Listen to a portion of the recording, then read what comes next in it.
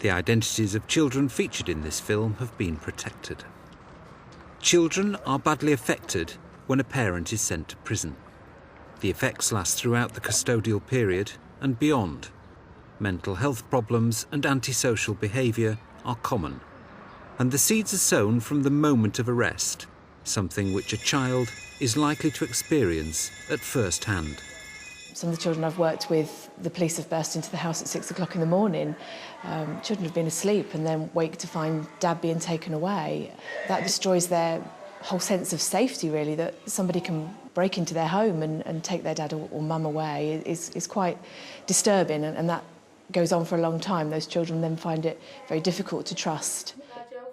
Amanda, who's from West Yorkshire, remembers clearly when the father of her children was arrested by the police in an early morning raid at their home.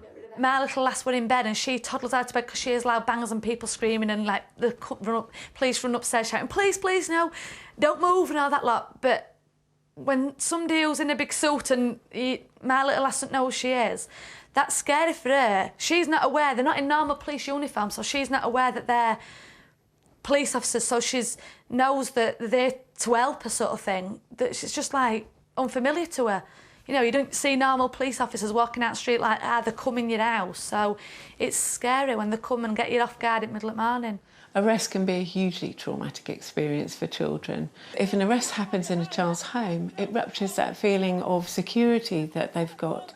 We know that witnessing an arrest can be equivalent for a child as witnessing domestic violence, with all the emotional repercussions of that for the child. The other thing about arrest is children do love their parents, and if they are suddenly taken away, they are suddenly bereft of that person who loves them and who they love so much. Current police procedure should ensure that a child is not left alone in the home after a parent is taken into custody. But operational issues mean that a child will invariably be exposed to the dislocating experience of arrest. How can you explain that police have got to treat their dad like that? Because that's their dad, regardless what he does when he isn't in home and being a dad. You know, when he's going out and doing things that are criminal and things like that. That's their dad. The kids can't see it wrong in the dad, sort of thing. So they're thinking, well, what are they doing that for? My dad's not that bad. I don't think police understand, like, after effects it has on kids. You know, when they've been in your house, it can last for years and years. Like, my daughter still remembers, I mean, she's only 2.5 and she still remembers exactly what went on. You know, and it must be in her head and think, God, that happened to my dad, and, you know, I were only little, and she still is aware of that. I think it's because it was so traumatic that it's stuck in her mind. But it can last for a lot longer than just that day I'm coming in and taking the dad away. So, it can last a lot longer. The trauma of witnessing an arrest typically can lead to dramatic changes in a child's behaviour, ranging from bedwetting and nightmares to aggression and withdrawal. Bev is another mother whose children were suddenly separated from their father by arrest and custody. My daughter's, she's usually really loud and bubbly and attitude, and now she's quiet, she's withdrawn, she won't even speak about him. She gets angry and upset at the slightest little things. My son, he's angry, he's very angry all the time now. He's always been quiet anyway, but he's violent, he's turned nasty. When he first got locked up, my son went to bed for 3 weeks, every single night for 3 weeks, took it really hard. And then just as I thought he was getting over it, that's when my daughter's started. But she's very quiet. She'll just sit in corner and draw all the time now. They've reacted very different ways to it. Because there is currently only limited statutory support for families of prisoners, mothers like Bev have only the voluntary sector for advice and practical support. Partners of Prisoners, based in the northwest of England, has pioneered early support initiatives, such as locating an outreach worker at the courts in Manchester. The support that we're offering for children is in an indirect way, because children can't actually come to the court if they're under the age of 14, and obviously the courts open on the weekdays when the children would still be going to school. But what we can do is we can, as we said earlier, provide literature for the parents to read around telling the children about prison. We can also advise them on how to link in with the children's centre and with the school, and we try to make schools and children's centres aware of the needs of prisoners' families and the fact that that is going to affect a child. There might be behavioural problems, they might be upset, they might be angry, and we can also speak to the school about that. One of the first dilemmas after arrest and during the early stages of custody for a parent like Bev is what to tell the children.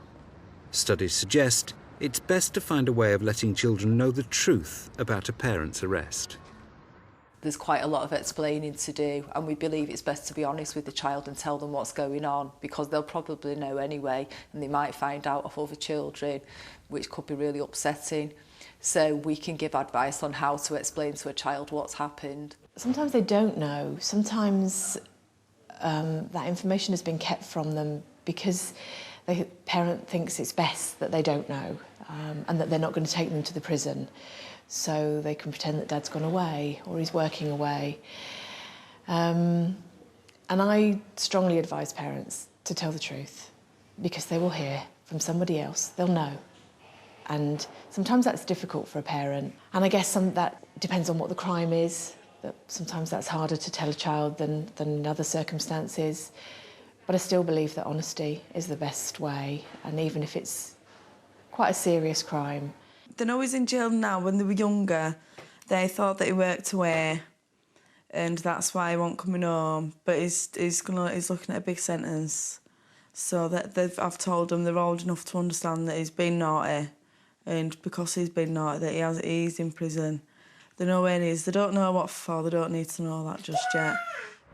It's estimated that about a third of children whose parents are taken into custody are not told anything at all about where their parent has gone, whilst another third are lied to. I've recently been supporting a mum whose partner's just come into prison. He's got a 3-year sentence, and she contacted me because she's so concerned for the children.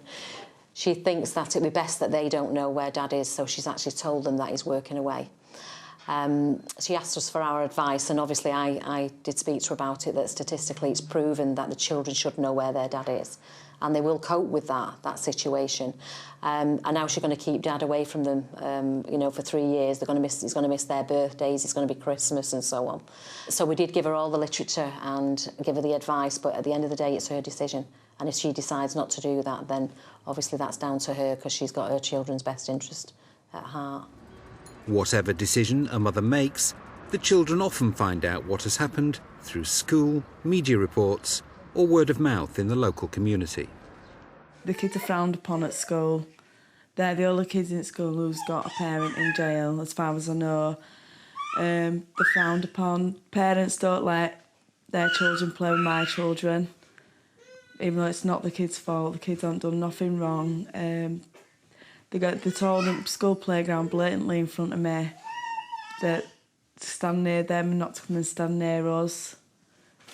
They look down the noses right at us. I just tell them to ignore them then, and it's not their fault. The children know it's not their fault. They know the dad were naughty, and that's why he's where he is. But it's not the children. It's the other children. It's adults. It's parents. They think that my kids are going to be bad just because their dad has been naughty, basically. It's not a very nice reaction, though. It upsets the kids a lot. While stigmatisation remains difficult to combat, Partners of Prisoners is due to pilot a scheme that will give them a presence in Manchester's main charging police stations, enabling more immediate support for children affected by arrest.